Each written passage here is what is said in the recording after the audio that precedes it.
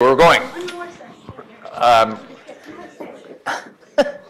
Greetings and welcome to the Fordham Institute. I'm Checker Finn. This is Richard Whitmire.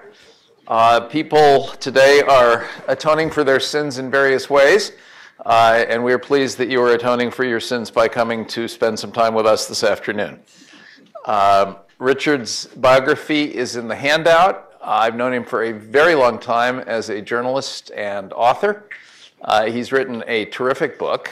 As he said a minute ago, copies until they're finished are available there for the taking.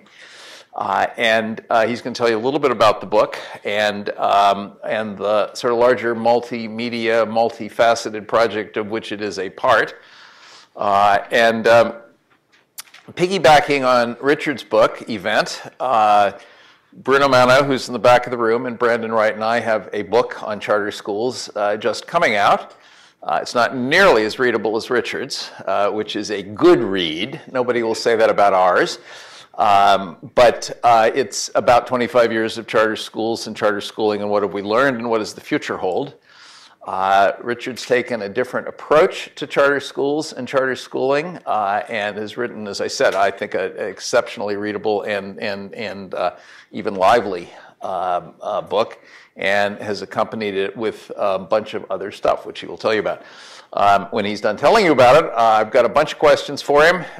He may have some questions for me. I will not hesitate to share my own thoughts on charter schools.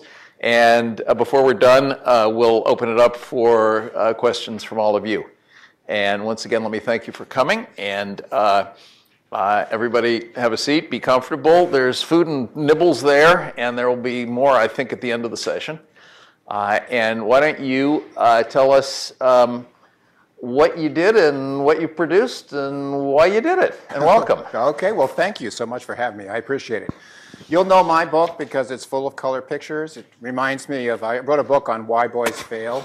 And when boys are failing to read in about the 6th grade, what they do is they give them like these illustrated comic books kind of things with lots of pictures and a nice simple narrative. So that my book resembles that. So it's called The Founders, and the idea came from Don Shalvey, who's one of the original charter founders out of California. And I met him a couple of years ago out in Sacramento, and we were having, if you know Don, we were having a glass of wine at noon, just talking about things. And he said, you know, there's a great book to be written about how the top charters got to be what they are. And all the sharing that goes on between the leaders, both in sharing people and sharing ideas and strategies and how to take out a charter. And I go, wow, that's a light bulb went off. And so this is somewhat of a history of charter schools, and this is the 25th anniversary, but this is not that history. This is not the history of charters starting in Minnesota. My narrative starts in California. It starts with Don Shalvey and Reed Hastings of Netflix fame, lobbying to lift the cap on a very tight cap on charters at the time. And the story, it's a hell of a story of how they did it. It's totally improbable of how they managed to pull this off in a legislature that was, in theory, very, very hostile, very, very friendly to California Teachers Association and very hostile to them. But they managed to pull it off. It's the craziest deal ever. And what nobody noticed in the fine print at that time was that it allowed for CMOs, something that people never even heard of at the time. And when Don Shalvey and Reed Hastings went out to celebrate their victory, they realized they had a couple $100,000 left from this campaign. And it's like, hey, Don, let's just use it to start a CMO. And that was Aspire Charters, and which is up to about 40 schools now. But that CMO concept spread from California to the rest of the country. And then my book also continues with Kim Smith, New Schools Venture Fund. Another California connection, and where she is pioneering how to fund charters as you would invest Silicon Valley style. And that just hadn't been done. And that was another catalyst about that explains how these CMOs grew so much. And then my book jumps over to Newark, to the founding of North Star with Norman Atkins, and then how Norman Atkins linked up with one of the KIP founders and with Daisha Toll from Achievement First, and they just started working together in that Northeast corridor there, especially New York, helping one another. Once again, that intermingling. And at one point, there's a big meeting in Denver at the Warwick Hotel, sponsored by Walton. And Walton thought it was such a great idea to bring everybody together and say, hey guys, look what Don Shalvey's doing out in California. You should be doing this, and if you do this, we'll give you a grant. And it's kind of funny. They all started scrambling for the Xerox machines that day. It's like, yes, we want one of those grants. And so pretty soon you had people using those grants to start CMOs. So you start seeing the expansion of Uncommon and KIP, et cetera. And so that is my book, how all this started. And I focus only on the high-performing charters, which are loosely defined as charters that manage to deliver a year and a half of education achievement, academic achievement in one calendar year. And I can't prove that each one of them achieves that, but over a period of time that appears to be the case. Roughly estimated, I would say that's about a fifth of all the 6,700 charters. So I carve this out and say, these are my people. This is how they got to be what they are, all this sharing, et cetera, and here's where they're going in the future. Because of a lot of the same people who invented those early charter schools, the so-called no excuses schools, are now being pioneers in next-gen schools. So that's the book. Now the project, I took this, charter school books unless you put in celebrity recipes in them, there's not going to have a lot of appeal to traditional publishers. So the 74 agreed to publish it, and they liked it so much, what they did was they made a huge project out of it. So we got an online book, which has already been released, and then we shot videos that go with it. So we have like the two KIP founders and also Richard Barth, the CEO of KIP. We've got Norman Atkins and all the Uncommon people. And we've got all these people talking about the early days and also where they're going next. So that's all on the site as well. And then we printed 2,500 paperback copies, and you got some of them today that we're giving away at events like this. So it turns publishing on on its head. And this is advocacy publishing. We think that there's a message that needs to be heard about these schools and what they can do, and especially what they can do in collaboration with school districts, and we want to get that message out. So that was our strategy, and we think this is a prototype that for other causes like this, not just education, anybody who wants to do something like this, and you can't get a traditional publisher, here's an avenue for it. So that sums up the book. As I commented to Richard before we got here, his book approach to books is to traditional publishing, sort of as charter schools are to traditional public schools, a kind of innovative, alternative way to go about it, and still end up with a book, but also in this case a lot of collateral, a lot of valuable collateral material. Whereas in the back of our book, there's merely a chocolate chip cookie recipe, not nearly as sexy or appealing. Are all or almost all of your top 20% charters are CMO schools, aren't they? As opposed to one-off or mom-and-pop schools? I think Brook Charter in Boston, there's a that's, I can also consider that a next-gen school, and that's just a few middle About schools. 3 schools in Boston, isn't and it? They just got their high school. So I think a lot of the top 20% grew out of CMOs because you had that KIP-like control and oversight, and same with Uncommon. They're saying, okay, here's the kind of people we want running our schools. Here's what we expect, and they got the funding. And I know we're going to talk about philanthropy later, but organizations such as New Schools Venture Fund, They want to fund a high flyer. They want to fund one of the top 20%, and they don't want to fund a loser, so to speak. And so that's a natural acceleration toward most of these top performers being in CMOs, but obviously not all. I mean, look at DC. DC's got plenty of really good, mom and pops, if you will. So I'm not saying that all the top 20% are CMOs, but a fair number. So stick with the top 20% concept for a minute, because indisputably a bunch of very impressive schools and people are profiled in your book, and they are interestingly networked and interconnected in an astonishing number of ways. If you were going to draw a diagram of their connections, it would be dizzying. It would be a spider web. It would be very complex.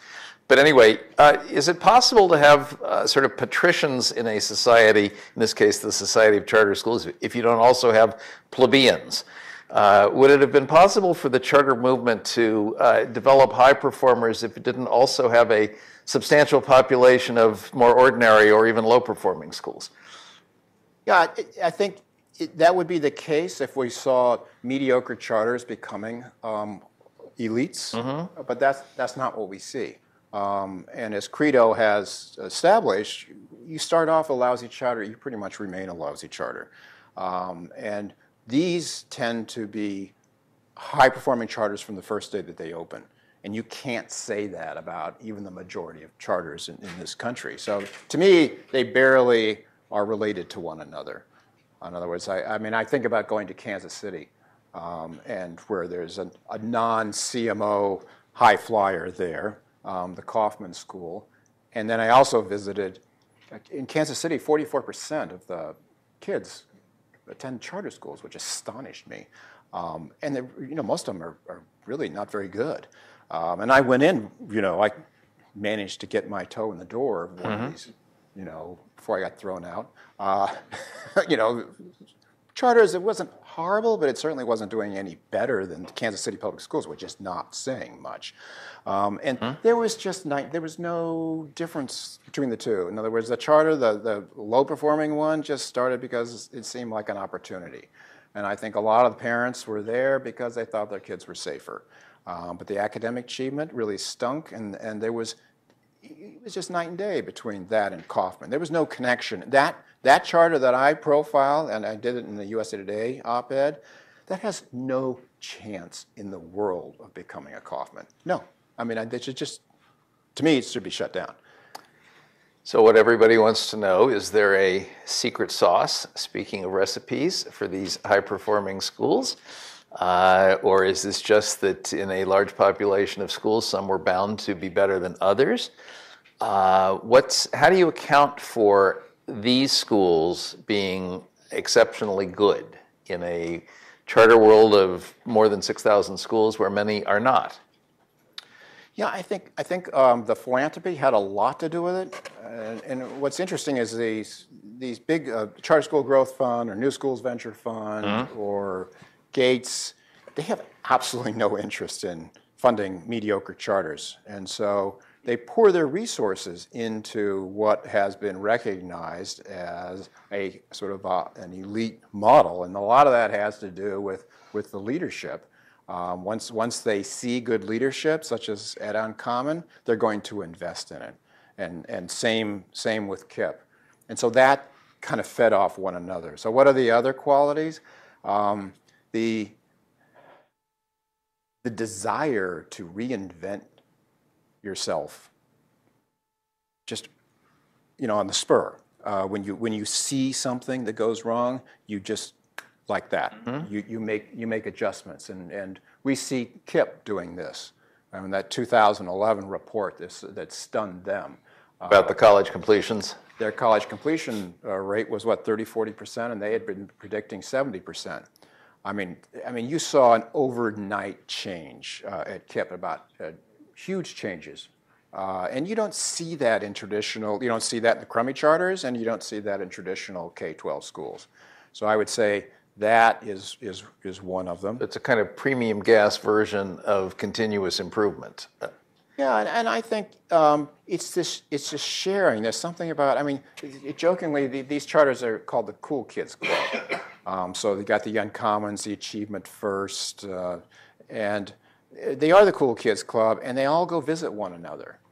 And I think if you ever look at the work done by Linda Brown with Building Excellent Schools out of Boston, this is what she and her organization do. Let's say you want to be a charter leader, okay, and so you apply for a fellowship with Building Excellent Schools, and it's 1 out of 200 or something gets accepted for this. But once you're accepted, it's a 2-year process, and they take you around to, they'll start in Boston, they'll go to Brook, they'll go to Match, they'll go to Excel, and then of course they'll go to Newark, and they'll go to North Star, and then they'll go to California, and then they'll see Equitas, and they'll see, and they spend several days there, and it's like a graduate seminar. And what you're doing in that year is saying, hey, I like this and this and this, and I want this in my charter school, this practice and this practice. And almost everybody takes the morning circle from North Star. Then you look at reading programs. They look at simple things like how do you move kids from one room to another, and you'll see the best idea there. So it's like this kind of insider's club. We'll show you how to do it, but you have to get hooked up with one of these fellowships or have the interest to come. I don't see that kind of sharing going on with your average, charter. So, and there's no sense of proprietary, this is mine, you can't copy it, there's no intellectual property anxieties here, people are happy to share. It's crazy. Because these charters are competitors. They compete for money, they compete for press attention, they compete for leadership, they compete for teachers, and obviously they compete for students. So it was funny, I was having lunch with Don Shalvey, he was visiting Washington one day, and we were talking about how the book was coming. And he was like, he's eating his soup, his potato soup here, a DC restaurant. He paused for a second, he looked at him, and he goes, it didn't have to turn out that way. Immediately, that's all he said, but immediately I knew exactly what he was talking about. It didn't have to turn out that way because they are competitors. And so for a while, I thought, well, why did it turn out that way? Where did this, first act of sharing come from? And I didn't think I'd find it. I didn't think it even existed. And then one day I was talking with Dave Levin, who is the co-creator of KIPP, and he was talking about the time that he and Mike Feinberg were TFAers together in Houston and struggling. And if you've read the book about Jay Matthews' book, you already know this story. There was this teacher right down the hall from Dave by the name of Harriet Ball, who was just killing it. And so while, Dave Levin's kids were like throwing erasers at him and he was getting nothing done, all of a sudden you look at Harriet Ball's classroom and just like all these kids are like, it was like a musical performance. They were going through this stuff and they were learning math, and it was just like, and so Levin's like, can I come in? Can I come in?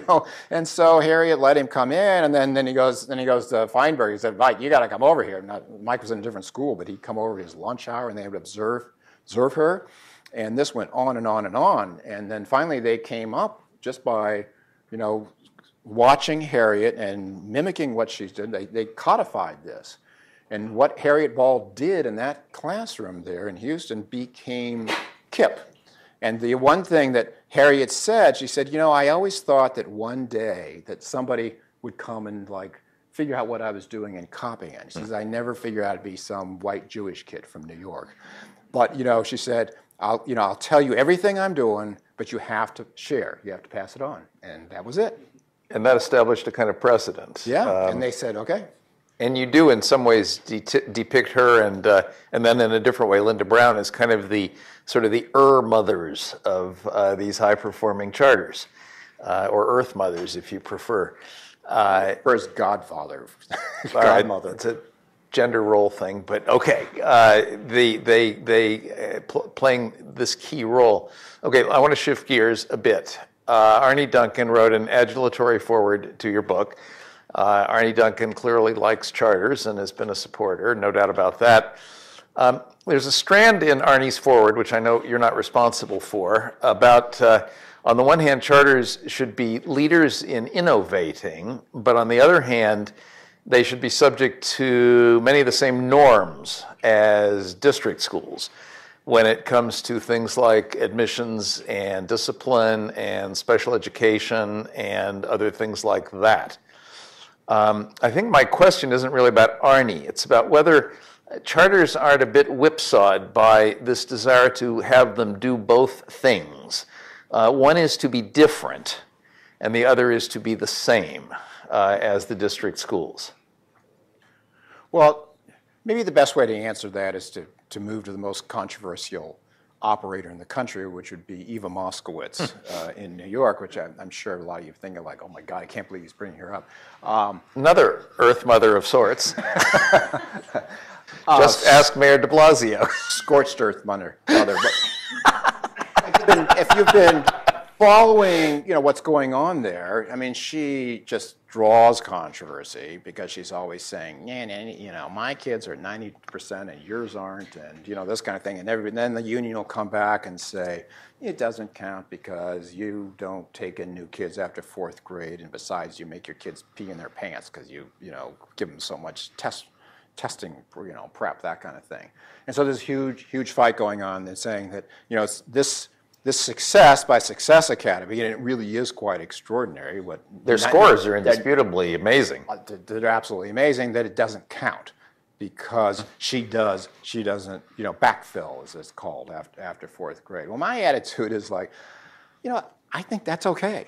I think it's okay to have a Stuyvesant where you have to test to go in. What Eva does is far less. You just have to apply, and then, she says, hey, I'm taking these kids and I'm putting them on a trajectory to perhaps get into Stuyvesant. I'm putting them on a trajectory where, a huge percent of them are going to graduate within 6 years, and this is the only way it's going to be done. So it's kind of like, a Dalton for poor kids in the South Bronx or in Harlem. And what's wrong with that?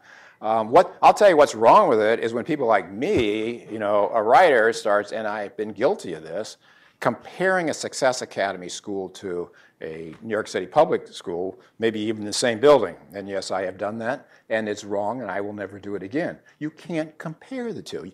You can't compare Stuyvesant to Boys and Girls High School. No, nobody would do that. But for some reason, everyone goes into Success Academies and goes, they've got 90%, and look at the failing, it's 4% proficiency next door.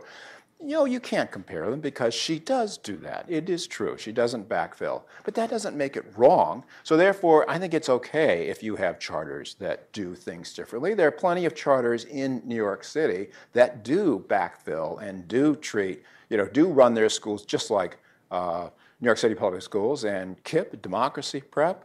I mean, there are plenty of them. And they don't have EVA's test scores as a result. But everyone does it a little differently. So no, I don't think that they're considered to be illegitimate or not legitimate if they don't have the same percent of special ed, because I'd like to see more charters become all special ed. And I see, if you're focusing on kids who are autistic or focusing on X disability, I think there's huge potential.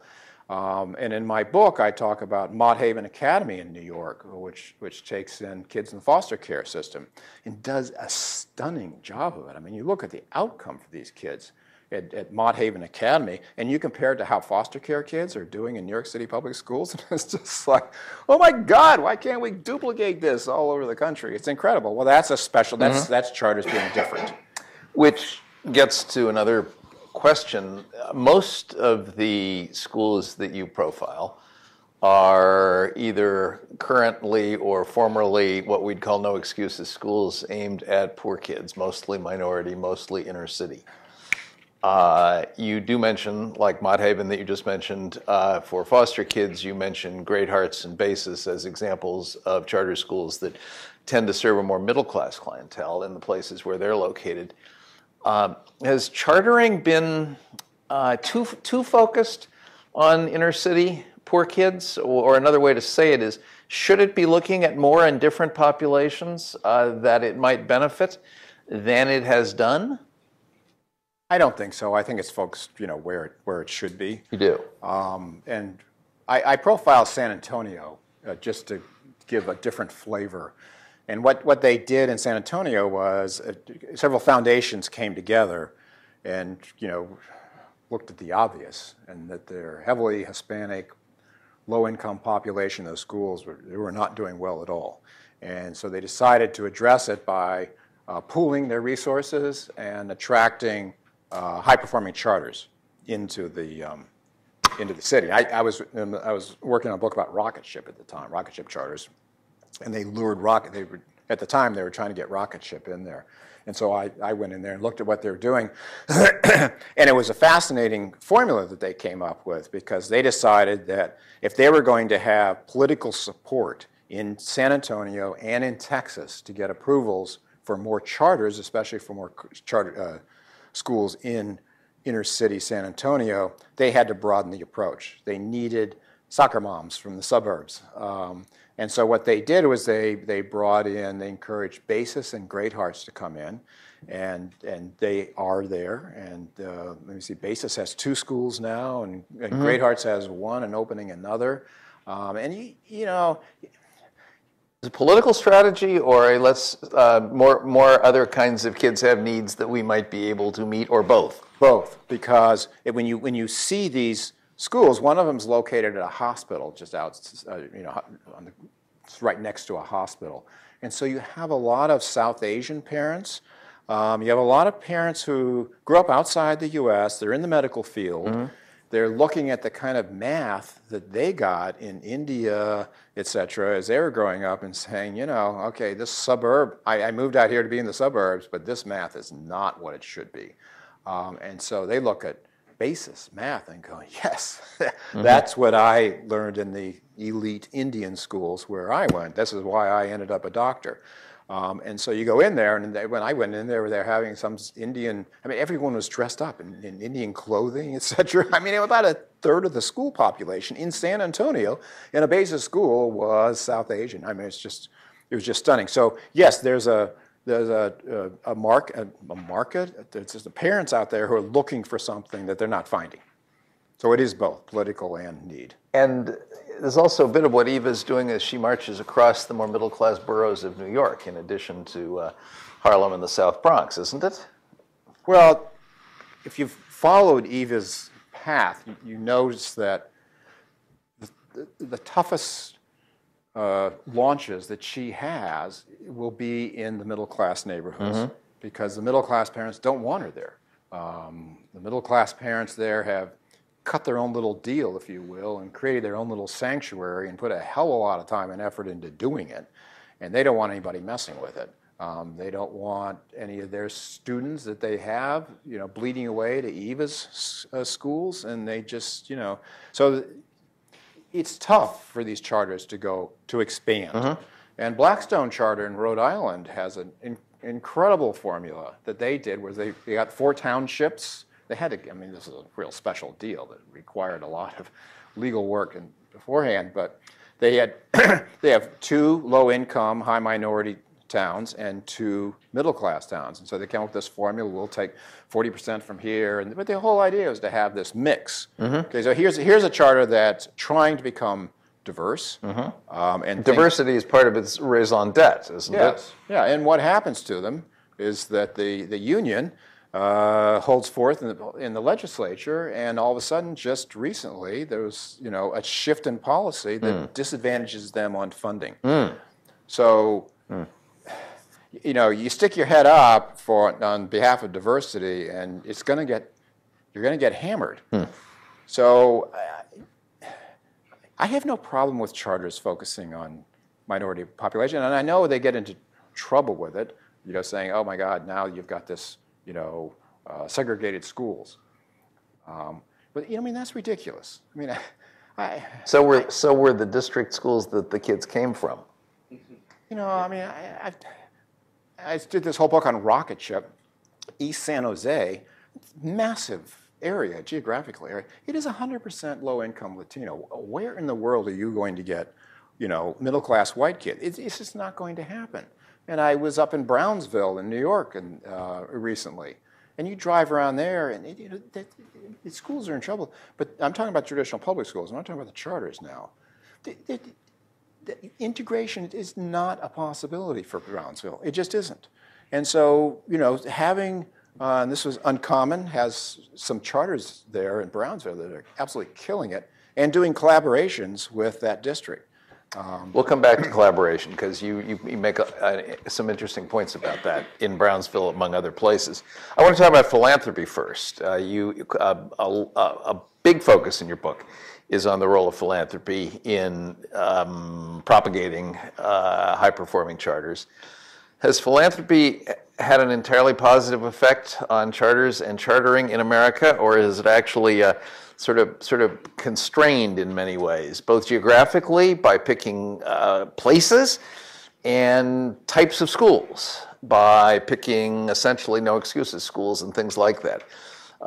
Has philanthropy both benefited and perhaps excessively narrowed the scope of chartering in America? I know that school philanthropy is extremely controversial. You know, if you listen to the unions, especially, you know that this is, profiteering. That Eli Broad is somehow trying, and the Billionaire Boys Club thing. Yes, Billionaire Boys Club, and it's very handy politically to go after them. I really don't get it. You know, the philanthropists are involved in charters for one reason and one reason only, and that is because there's no public funding to start a charter school, a physical location. You have to come up with the money. So therefore, you are inviting Eli Broad and Bill Gates to come in and get involved, and that's the only way to do it.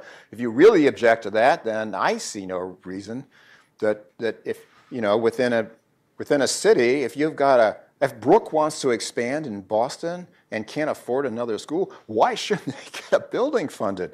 I mean, when you're the highest, when you've got an all poverty, all minority school, and you are the highest performer in the entire state of Massachusetts, why would you not want them to expand? And why wouldn't you want to pay for a building?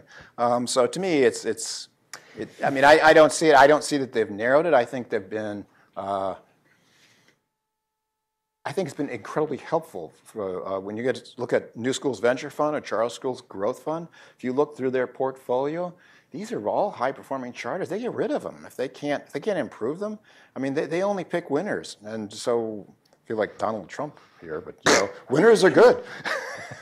But if you wanted to start a charter school in Springfield, Ohio, you'd have trouble getting the national funders to even look at it because Springfield, Ohio is not on their hot list of places where they should be propagating more charters. Yeah, but my guess is that if you had an Uncommon top principal who was from Springfield and wanted to start a school there, that person would find funding. I mean, this is a talent issue, and they're going to go after talent. They've got nothing against Springfield. They have something against opening a school that's not going to succeed because you don't have top talent and you can't draw it in there. I mean, this is a problem for some cities, and some cities are always going to struggle because of that talent issue. Memphis is always going to have trouble, I think. Whereas Nashville isn't as much. Nashville's having trouble for different reasons. Yes.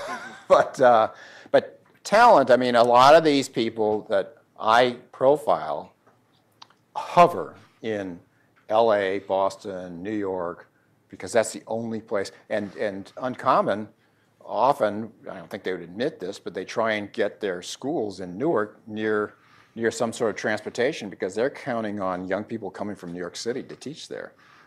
It's a talent issue, and if you don't have the talent, you're not going to make it. And there's a little bit of a bi-coastal flavor to the schools in your book, with a sort of handful of exceptions, a couple of Denver exceptions, San Antonio exception, the Kansas City exception that you mentioned. Things like that. But New Orleans is sort of an interesting story, too. It's unique in many, many ways, but it's become a talent magnet. And surely that isn't just the Mardi Gras. Well, people parachuted in there from all over the country. Yeah. A lot of these top people from San Francisco, New York, Boston came in. Now, whether they'll keep coming in or whether they'll stay is another question. Okay. But, now, there's one giant asterisk here, though. which is in theory disprove everything that I just said, and that is that if you look at IDEA public charter schools in the poorest area of Texas, right along the border, Brownsville and so on. yes, Yeah. I mean that's probably the fastest growing charter group and one of the most successful ones in the country, and they're in the Rio Grande Valley. So yes, when they first started out, they were able to attract some outside teaching talent, but and they were able to draw on TFA. But now, everybody's on a TFA diet. Nobody's getting that many TFAers. IDEA just uses them for special ed and science teachers, and they are developing their own talent locally there, and it's incredible to watch. And it's just like, wait, you can't do that. But Tom Torkelson and Joanne Gamma are in fact doing that and are succeeding at it. So I predict a flocking, if you will, down to see IDEA, because a lot of places aren't going to be able to get the talent that they have because of TFA shrinking, and they're going to want to know, how do you do this locally? How do you grow your own? How do you locally? grow your Yeah. own? And this is also a diversity issue. As if you're in a Newark, you want to see more African American and Latino teachers up there in front of you. How do you grow your own? And you learn how to do that, I think, by going down to the Rio Grande Valley and seeing how Torkelson does it. Talk politics for a minute. You've in the book and also elsewhere where you've written about schisms in American politics, and not just between parties, but also within parties, and how this may affect the future of charters and chartering. In your book, you talk quite interestingly about the schism within the Democratic Party. I don't think you write about schisms within the Republican Party, which right at this moment are at least as visible. Talk about the contemporary American politics and what they portend for the future of chartering. I know that's a huge topic, so we don't have an hour for it, but say something. In a minute and a half. Well, I mean, I think if you're going to do it on a quick basis, look at Boston, where I've been spending a fair amount of time right now, because you've got the whole charter cap issue. The charter cap issue. Everyone's going to be voting on it. Number 2, and it's most likely going to fail. This is. Is it? Yeah, that'd be my prediction. There's a really tight cap on charters now in Massachusetts, and this raise the cap would only allow them 12 more a year, and it has to be in the hardest pressed districts. But the unions have, and the superintendents, and the school boards, they're called committees there, have really singled this out and gone after it. And what they've done, the same thing is playing out on this issue as played out in the testing issue, the anti-testing issue, where the unions could figure it out correctly, and I'm amazed it took them so long, to go to the middle class and upper middle class neighborhoods and saying, these poor kids' tests, they do nothing for your kid. Your kid's not getting to Harvard because of these state tests. They're a waste of time, and they're bad. It's too much testing. And it really worked. It was incredibly effective. And as like I said, they should have figured that out a decade ago. They've figured that out with charters now, too. So if you look at even that band of suburbs right outside of Boston, this is where it's all going to be decided. In Wellesley, in Lexington, in Newton. These are really well-off suburban districts that have 1 or 0 charters. Their budgets are not being affected. Mm-hmm. But what you're seeing is the progressive left come in, the de Blasio factor, if you will, and we support public schools only. Mm-hmm. And we think charters are, billionaires club, et cetera. And I think it's going to lose, which is unfortunate. The billionaires club allegation will stick in the upper middle class precincts of Brookline. Mm-hmm. Interesting. Interesting. What's going on in the Republican Party as you see it affecting charters, if at all? Well, I was really worried, when Donald Trump started talking pro-charter. I go, oh my God. Because the whole reason that we've got these high-performing charters, or any charters, is because almost in every state there's been a coming together between Democrats and Republicans. I mean, look at Illinois. You went through a unique time period there where the Republicans controlled the legislature and the Democrats were really upset with how corrupt the schools were, and they came together and created a chartering law. You have the same kind of thing in Massachusetts. It takes two parties to do this.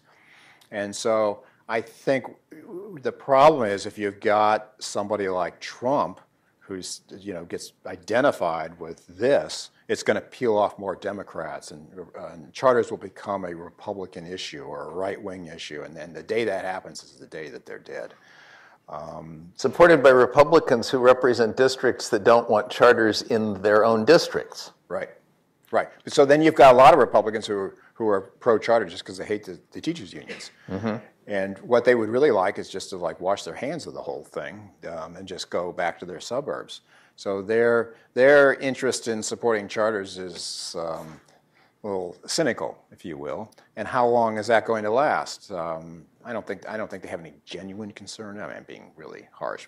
We're not being quoted here, but a lot of them, their interest is cynical and fragile.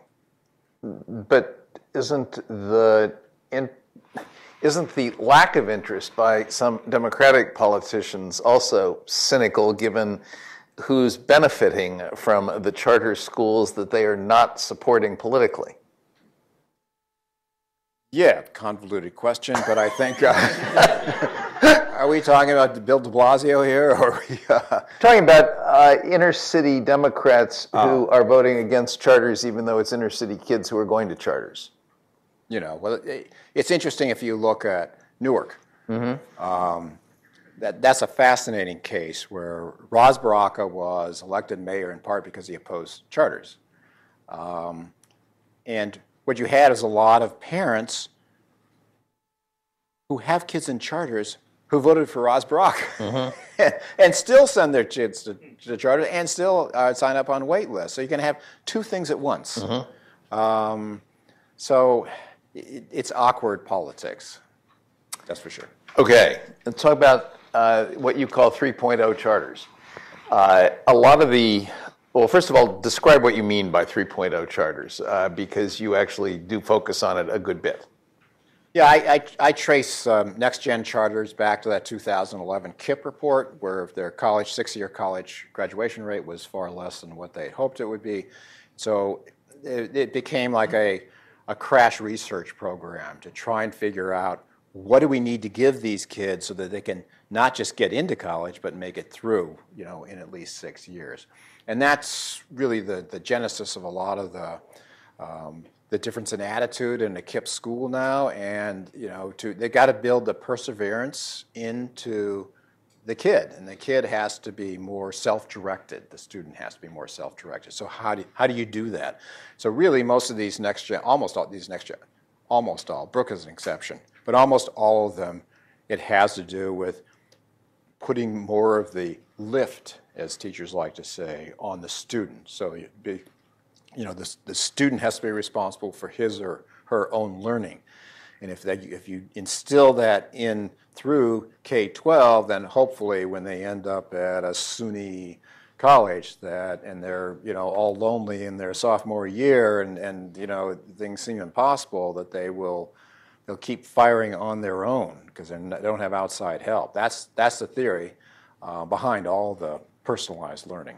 So our book adds another strand to this, which is the strand having to do with the Common Core standards and the demand for a kind of deeper thinking, deeper understanding, deeper reading, and different kinds of exams. And the reaction by a number of no excuses schools that our kids aren't going to do well on this new style of exam because it expects a different kind of learning to take place than the kind of drill and call and response and things like that we're accustomed to doing in our classrooms. And that's led to a different kind of pedagogy and curriculum. Both are probably true. Yeah. Both kind of contributing elements here. But the evolution of the country's standards and assessments, I think, has affected charters too. Indisputably has affected charters. Yeah. The personalized learning obviously has a lot of interest these days, philanthropic and otherwise, not least Mark Zuckerberg. You profile one set of charters in California that you say are doing it pretty well. Yeah, Hybrid High in Los Angeles. It's so new that I can't. Okay. I don't have the data to back it up. I think probably the best known example is Summit Public Schools, which I got to know when I was doing the rocket ship book. Diane Tavener, very Silicon Valley, and they're Silicon Valley located and very tech, and they're the ones who, along with Facebook, 2030 Facebook engineers, came up with this Basecamp software. And I don't know if any of you can see demonstrations online. It's pretty extraordinary. You know, every kid has a laptop with the Basecamp loaded into it, and if they pop it open and show it to you, you can see all their coursework there. And then there's this line about where you should be or where you have to be in X number of weeks. And if you're really into math, then you can just go ahead and just like push that dial down and do all this math and get 2 months ahead, and you can fall behind in Spanish or something, but then you've got X amount to make it up, and of course all your learning materials are on that same laptop, including videos, background. So there's a lot of self-learning classes or more for one-on-ones with teachers. So learning is done at home or in certain periods there in the classroom. You have to do it on your own, in other words. So it's this whole self-directed thing. But the monitoring system piece of that, the Basecamp sort of student performance monitoring system, actually made it onto the front page of the Washington Post today because of privacy considerations, for fear that any elaborate software system pioneered and developed in Silicon Valley and affiliated with Facebook is going to inevitably generate big data that will also include individual data. And that it'll end up getting shared someday with Amazon, and you'll be sold something you don't want because your kid is now doing 5th grade math or something. I saw the article, and maybe I was just a bad reporter when I was doing this. But you weren't bad. I just... it didn't ring any bells. If they want to keep track of my kids' algebra, if that's big data, then have at it. I didn't see it, but I'm not here to say that it's not a problem. Well, it certainly cited some agitated parents. Yeah, but if you look at the number of agitated parents, it was like 3. Yeah, they quoted about 3 in the article. No, but they said 3 total had come to them with, like Diane Tavener, like 3 total had come to them with. Well, it's a charter school. If you think big data is going to get you with the Basecamp, then don't send your kid to, a school using Summit. You've got other alternatives. These are charter schools. Although Summit is giving it to public schools as well. My own hunch is that any sophisticated personalized learning program, and I'm all for it, is going to require very elaborate back office software that is going to, in order to track where individual kids are.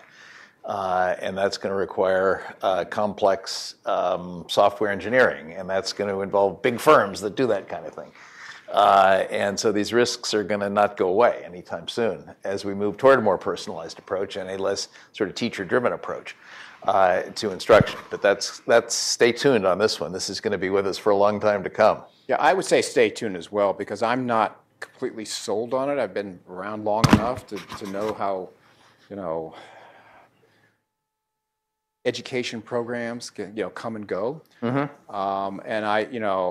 it looks good, and I know what's driving it, and it seems to be improving the 6-year graduation rate, but I don't know. There's a reason why in the 4 next-gen schools that I profile, I include Brook, which does none of that.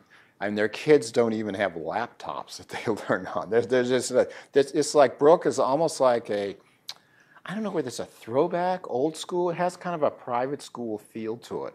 But I included it in Next Gen because they've cracked some kind of code there. And they've explained it to me, and I've written about it. And I see a lot of schools in Boston that are imitating it.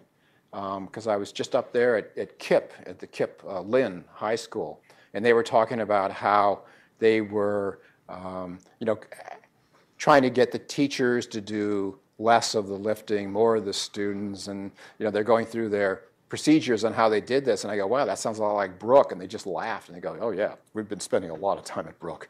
But Brooke has figured out how to make these kids self-directed learners without the technology, without a drop of technology. Yeah. And you can, it's just an incredible school to visit.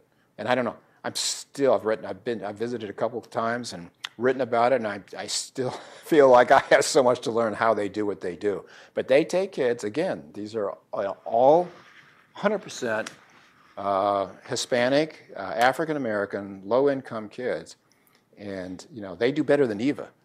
They are the top performing school district in the entire state of Massachusetts. But it's tiny. Yes. So which gives rise to the inevitable question that you're always asked in these circumstances. Are we dealing with a kind of fluky, non-replicable situation, or is this somehow scalable? Well, they're tiny because of the cap. They've got a wait list of 4,000, and they just got approval for a high school, and they would like another middle school to feed into the high school. This is not a school that's wants to expand out of Massachusetts, but if you talk to John Brooke, the founder, he would keep expanding in Boston if he could. Yeah, he doesn't see this as a phenomenon because they've only got 3 middle schools and now a high school. Okay.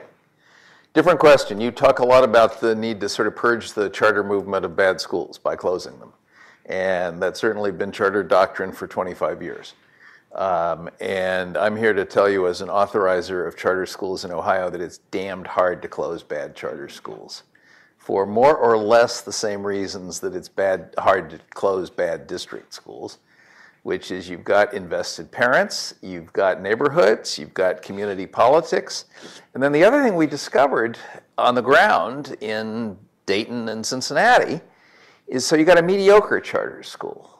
And the alternatives available to those kids in that city at that point in time are even worse than your mediocre charter school. If you close it, they're going to go to worse schools. How do you deal with this situation? Well, if you're going to close it and you're going to worse schools, then that's a clear case for keeping it open. My dilemma was in Kansas City when I saw this charter that was doing no better than the low-performing Kansas City schools, which are always under threat of being taken over by the state.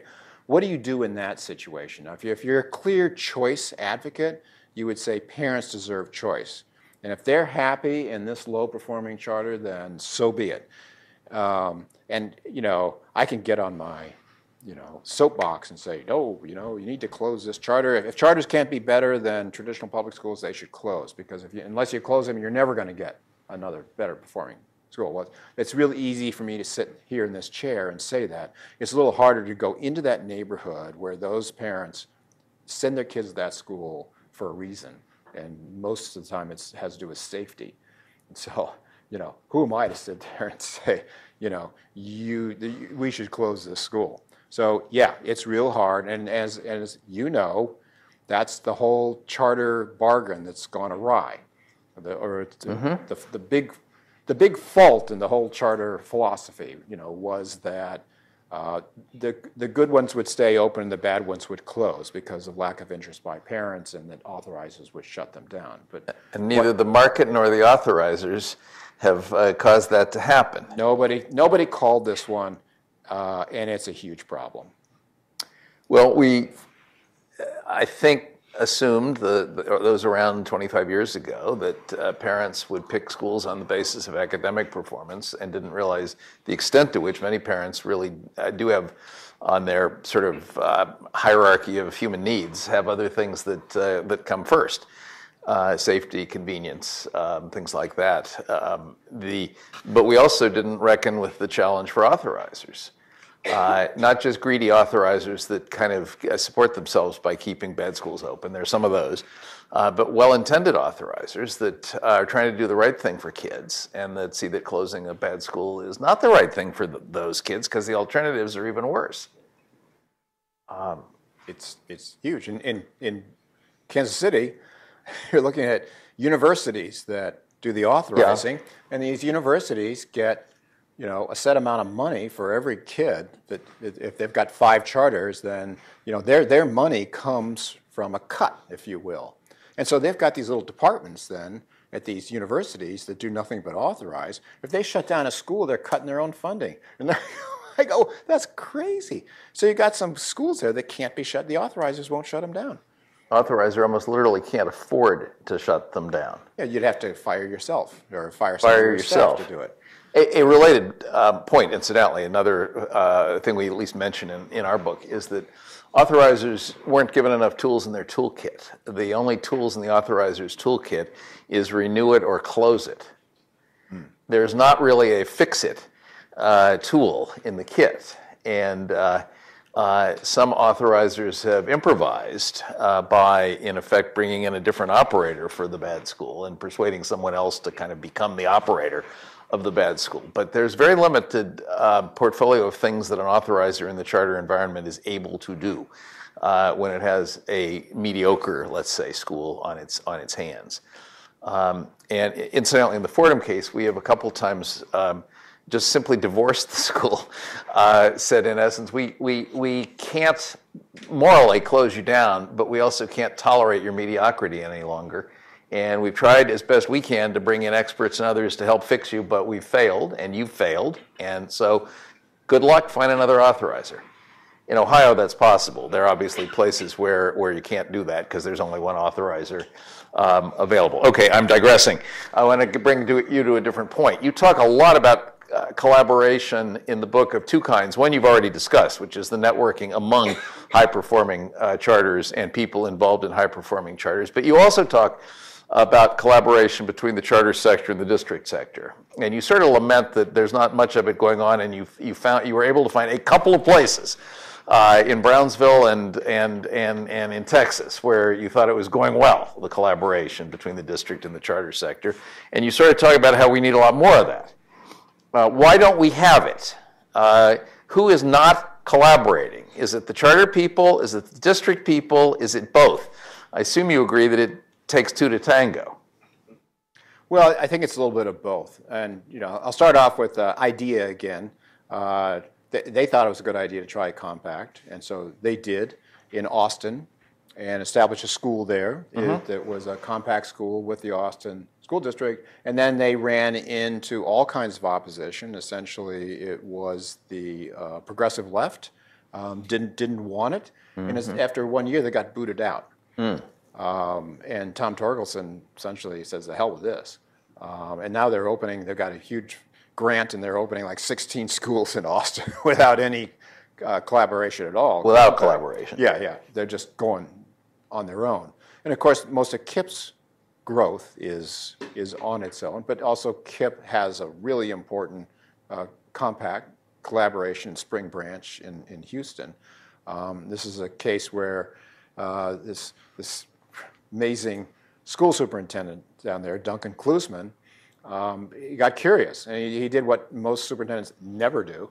And he says, he contacted KIPP and said, "Hey, can I come see one of your schools?" He contacted Yes Prep, "Can I see one of your schools?" And he came back and he goes, he has the same judge for schools. He says, "If my boys, my personal boys, own boys, would benefit from it, I want some of that in my district." So he came back and he created an interesting situation where I have 2 middle schools that became half and half KIPP, half district, half Yes Prep, half district, and now it's been running long enough. They feed into a high school where there's a Yes Prep high school within Northbrook, within this high school.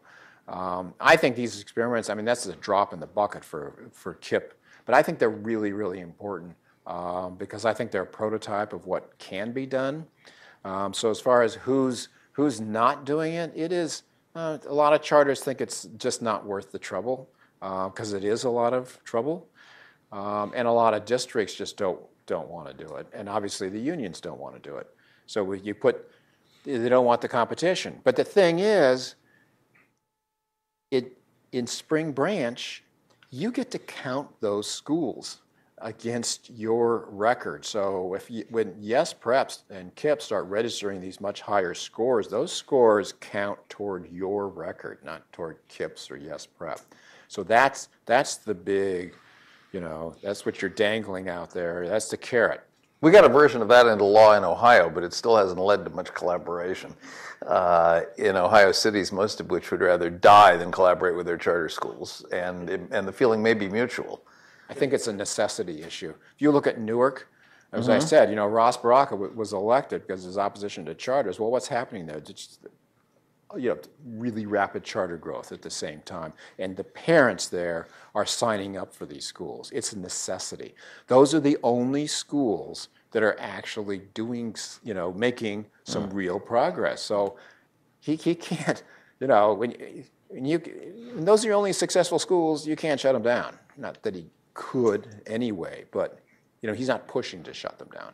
Say a word about your Brownsville example, because I mean, the conventional picture of New York City is there was Bloomberg and Klein foisted a bunch of charters on the city, and those charters have done well. And de Blasio has done his best, and his chancellor, to sort of make life hard for charters. And though they haven't succeeded, partly because of Eva Moskowitz bringing out 80,000 parents to protest and stuff like that. But Brownsville, you're describing continuing collaboration, aren't you? Yes, this is where Uncommon, the superintendent of the district, I think it's 23 there. I mean, her schools are, you look at the lists, we're talking about single-digit proficiency in a lot of these schools. And so when you get into that kind of situation, you get into like a Newark type situation, you know, the necessity rule kicks in. And so she reached out, she signed up, the state of New York offered grants for collaborations. And so Uncommon, which runs a charter there, raised its hand, and she raised her hand on behalf of District 23.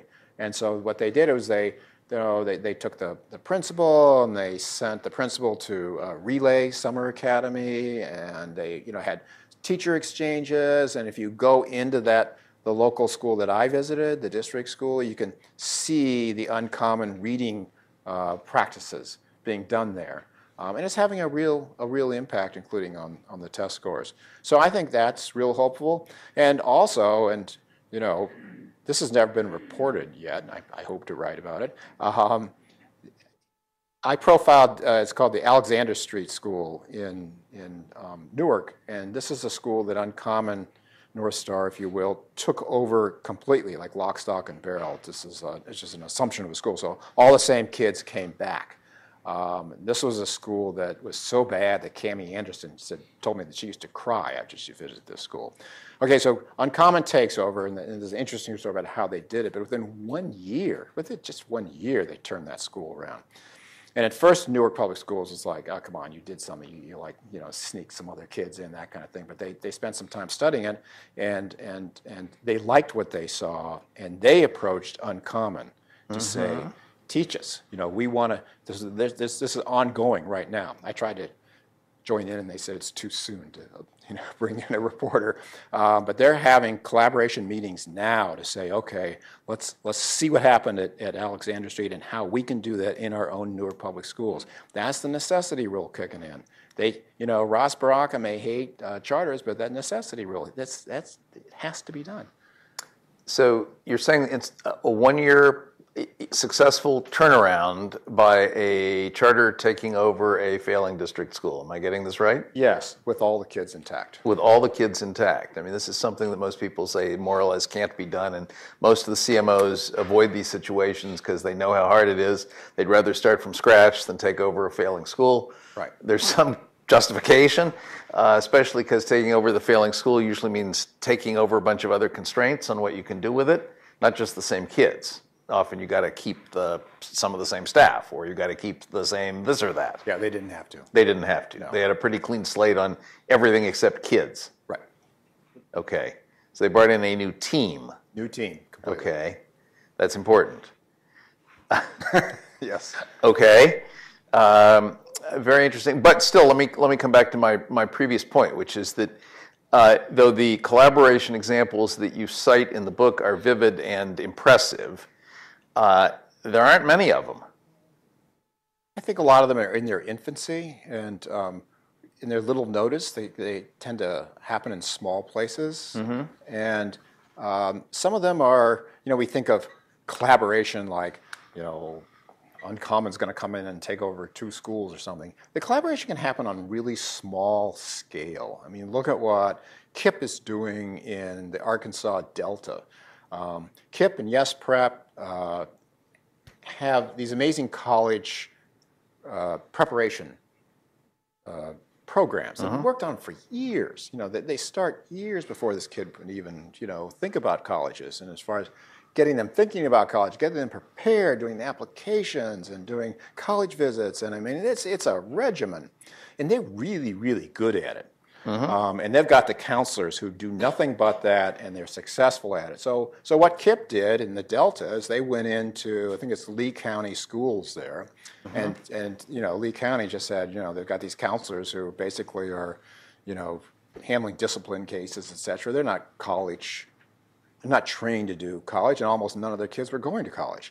So they actually, KIPP got money. KIPP hired the counselors, physically going into these Lee County schools and starting this regimen, including, you are going to take the ACT, you are going to apply, you come to this library and we've got laptops and and it's had a huge impact on it. That's a collaboration. It's not taking over a whole school, but it's a charter district collaboration. Okay. And I think there are more of those types of things out there than you, like most people here probably never heard of what's going on in Brownsville. Never heard of what's going on in Newark. These little things out there germinating. It's true. Your Arkansas example, I also am going to suspect had some lubrication somewhere from the Walton Family Foundation, it being Arkansas. Okay, I've got really one more question, and then let's open this up to other people's questions for Richard, or for me, I guess. This is your book's, there's a kind of a celebratory aspect to your book as well as a critical aspect to your book. What do you want to predict? What's the future hold for either the high flyers that you're profiling or chartering more broadly as you look ahead? Well, I think we're going to see a continued, if you carve out low-income minority kids, you're going to see just an increasing percentage of those going to charters. Not in all cities. Some cities it's just not going to be happening in. But beyond that, I think you'll see that growth. It's a necessity factor. I hope you'll see more Mott Havens specializing in charter kids, homeless kids, that kind of thing. I think charters have huge potential here. I'd like to think that these compacts, I'm going to insist on being sunny and optimistic here, that these compacts and collaborations in some form will continue to spread. Politically, I don't know. It's tough. When I see what's going on in Massachusetts, it's kind of depressing. They're going to put a cap. They're going to keep that cap in Massachusetts, and I could see this spreading. What I see is this bifurcation with the Democratic Party is troubling, and it doesn't mean anything good for charters. So that part worries me. Democratic Party is bifurcating. The Republican Party is disintegrating. Charters hang in the balance, among other things. Essentially. Okay, along with most of the rest of the future of the country. Who's got questions? Go ahead, Mike. Yes, thank you. The Institute of Educational Leadership. I keep thinking back to Al Shanker, of the charter 25, 30 years ago, where basically they... 1988, actually, yes. They were incubators that basically could be used into the mainstream public school system. And with all respect to what the charter movement has achieved, it's still 6 or 8% of the student population. And the issue demographically, as more and more inner ring suburbs become more urban than suburban, the opportunities of expanding this kind of approach, I think, might be enhanced in suburban areas where the growth potential is, particularly in light of the demographic change. So it really relates to, I haven't read the book yet, Checker, but I did read the article. The notion of having a greater variety of charter schools, most of which should be aimed, I think, at the needs of minority kids. That's the, minorities are now majorities, so our semantics have to change. But it seems to me there's opportunities by creating more diverse type of charter schools, expanding the philosophy and the movement, instead of just being core city-centered in light of demographic realities. Well, I tend to agree with that, but go ahead. You know, you just look at the wait lists.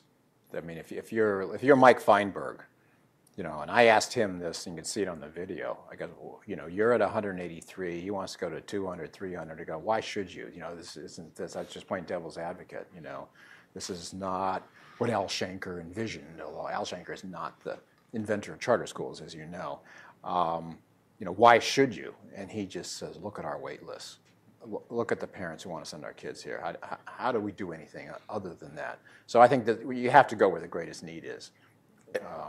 And as you point out, in some of these inner, you know, this suburbs becoming, you know, hard-pressed areas, then sure, I could definitely see it going there. Some cities are being gentrified. Northwest Washington, ironically. Many degrees. But the longest wait lists in the country, proportionately, of course, are in Massachusetts because of the cap and the demand, and also the very high performance of most Massachusetts charters, possibly because of the cap, possibly for other reasons. But the cap's not going to go away, is your current political prediction. Yeah, I don't think so. At least not even be loosened the little bit that this ballot initiative would do. I would like to be wrong. Okay. Mike's. Hi, Eric Roblin from Education Writers Association. On the political bifurcation, I mean, hasn't that always been there in the Democratic Party? I mean, as long ago as I can remember charter schools and covering them and so forth, that was always a divide with the unions. Are you seeing a greater bifurcation?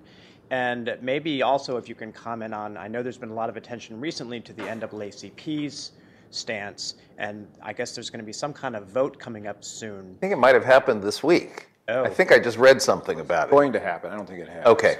Yeah. With that, I'm just wondering, obviously that's generated a huge amount of attention on both sides, including a lot of charter supporters who are saying, wait a minute, you know, and bringing together coalitions.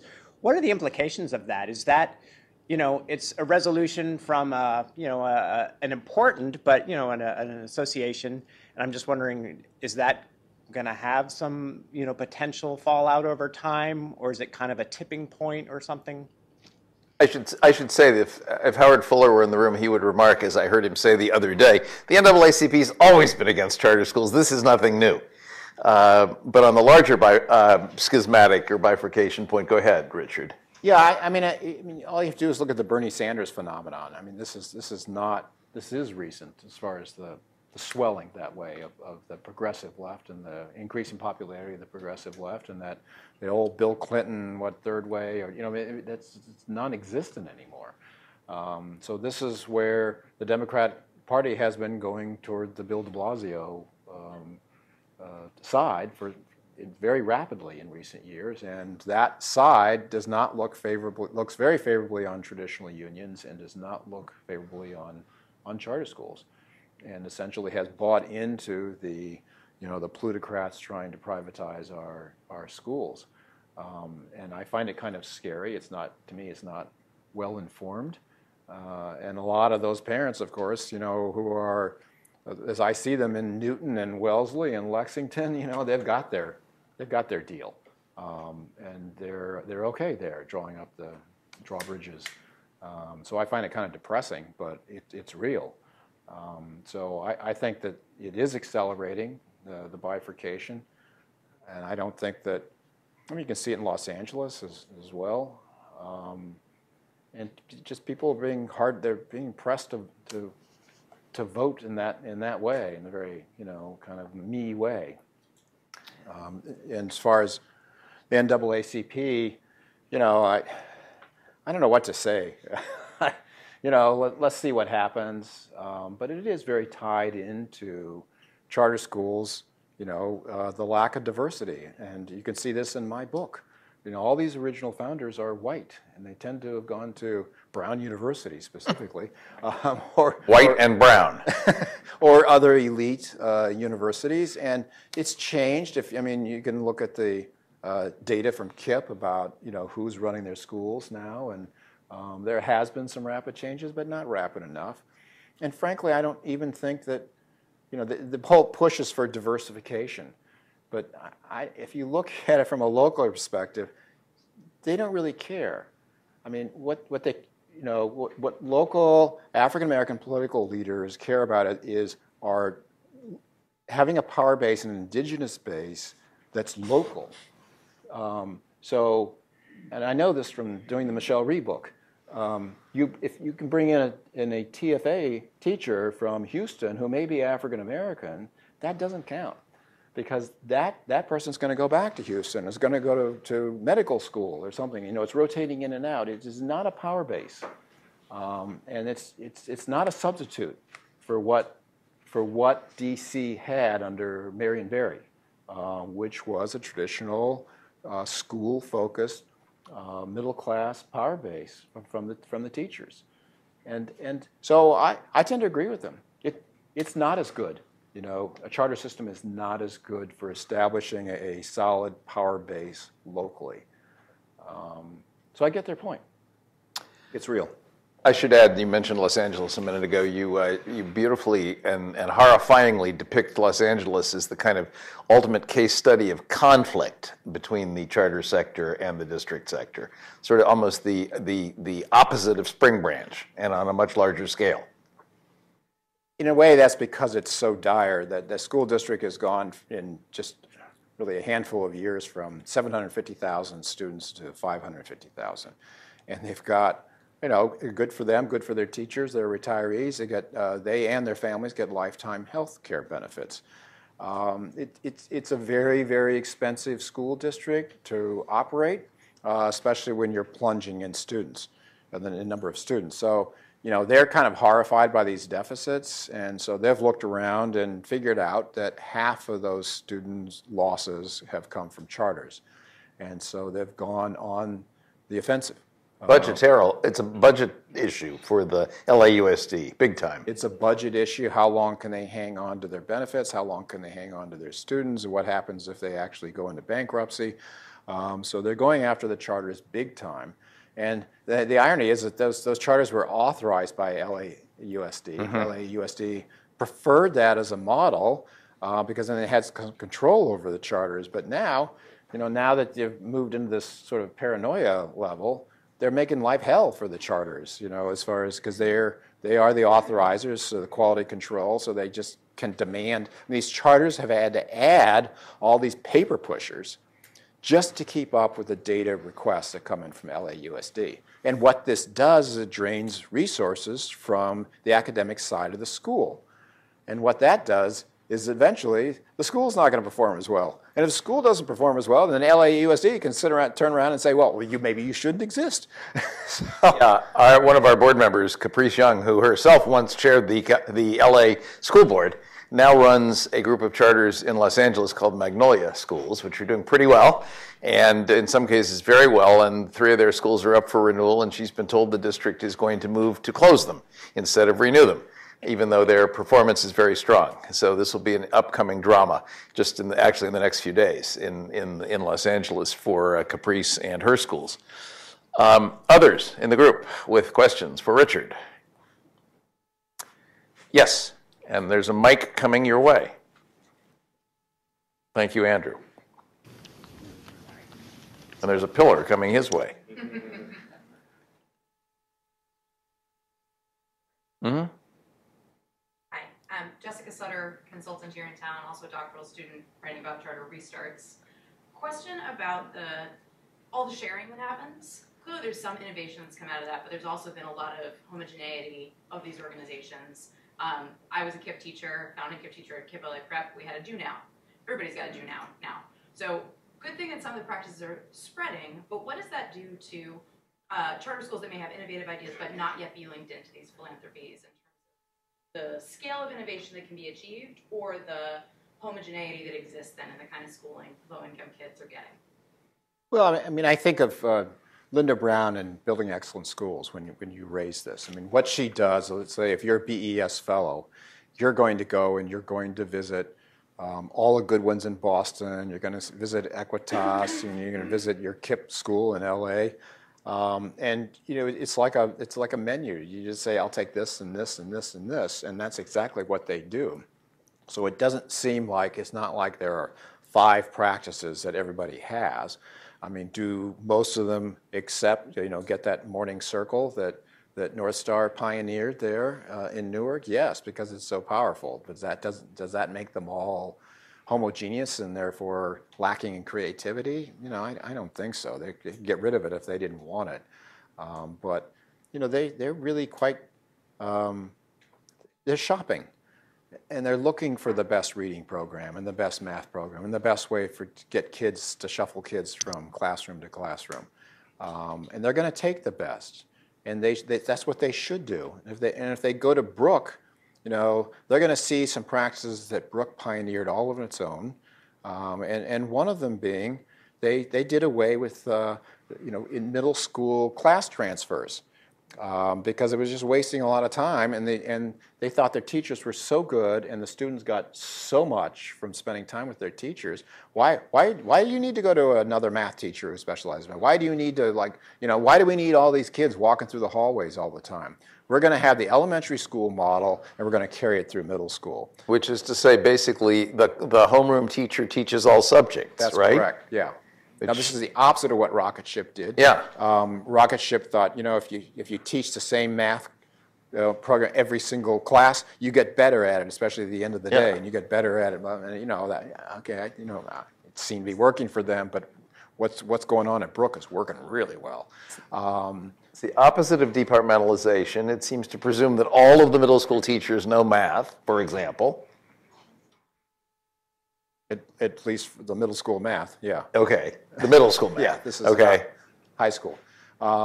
So yes, it does presume that, but they formed a really tight bond with their teachers. And that's, all I'm saying is that's just one, the best tend to visit the best, and they walk away with it. Just like when I was at Kip Lynn, they had just been down at Brook. They go, okay, we're taking this and this and this. So I don't see the evidence of, homogeneity.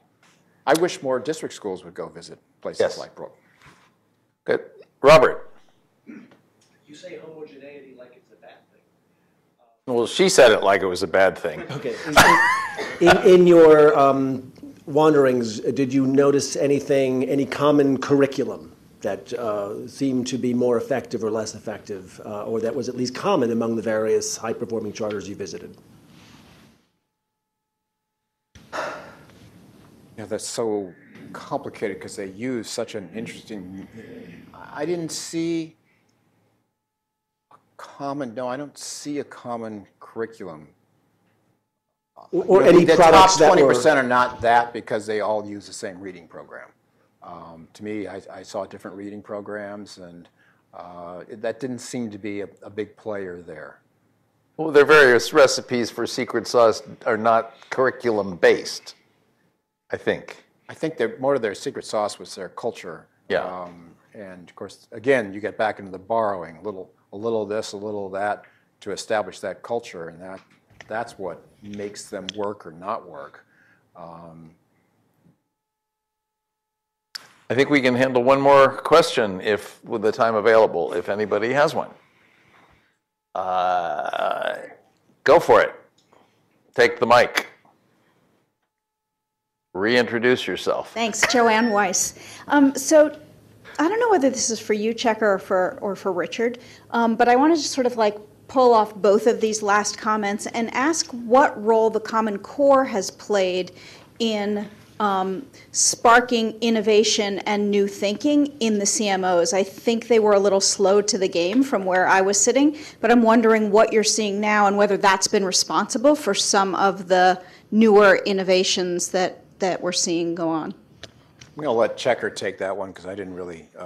Well, we have a page in the book where we quote it at length, the head of one of the CMOs. Do you remember, Bruno? Is it Uncommon? Describing the Uncommon, how the Common Core has transformed his schools in terms of their, at least, pedagogy and their handling of students, and the way Bruno's looking up the page. Go ahead. And that it was because, in effect, to be a great school, given this set of standards and the tests that are going to be measuring us, we've got to make this change. I don't know how widespread it is, but it was an example, at least, of the sort of 3.0 school switchover from a kind of a more familiar no excuses model into a more independent thinking, deeper analysis kind of approach to schooling, explicitly linked to the Common Core. But how many other charters that has happened in, I do not know. But Richard certainly has detected this kind of 3.0 phenomenon taking place in a number of the high-performing CMO schools that you've been around to see, for whatever reason. Yeah. Get the book. We'll find you the page. Anyway, you found it. Wait a second. I found the page, but it doesn't give us the network. It just says former no excuses teacher. Oh, there's another page. Keep looking. Okay, so I think yes, that's part of what has altered, or is altering, because this is still all very much a moving picture. And keep in mind, as you well know, that schools are only getting their second-year results from the new style assessments, and even those are in flux in a lot of other places. Achievement first. Okay. All right, not uncommon. So that's certainly part of what's going on. Anybody else? Last going? Yes. Let me ask one real quick here. Do you see charter schools expanding down into the early childhood education to get down, or is it just staying pretty much in the K to 6 or 8? Well, let me add that there is a Fordham report from not so many months ago in looking at state laws and whether they allow charter schools to do preschool. And the answer is that a depressing number of states make it very hard for charter schools to do preschool. Either they don't allow them to get on the list of authorized providers, or they don't give them any money, or they don't allow the kids from the preschool to go into the charter school without going through a lottery and stuff like that. So there were a handful of exceptions, but not many. Well, yesterday I just went to a ribbon cutting at the new rocket ship school in the 8th Ward. And what they've done is, like, because out in California, they wanted to get into preschool because the parents wanted that. So just to remain viable and interesting to parents, they were starting to add preschool. But then it came here and go, well, there are people who really do preschool quite well. And why not invite them into our campus, it's sort of as a compact, and let them do the preschool. And then, of course, we, Rocket Ship, get the benefits from that, because those parents are going to see these Rocket Ship kids and they're going to come right into our school. And so that's, in fact, what they did at Rocket Ship Rise. And Apple Tree Preschool, which you're probably familiar with in DC, is really quite good. They're located in the Rocket Ship building. So that's one solution. And Amber, wasn't DC one of the main exceptions where it's widespread? Yes. Yeah. But a lot of states, it's hard for charter schools to do this, whether they deliver it directly or bring somebody else in to do it on their premises. Okay, folks, there's snacks and drinks over there. Thank you again for coming. Why don't you join me in thanking Richard?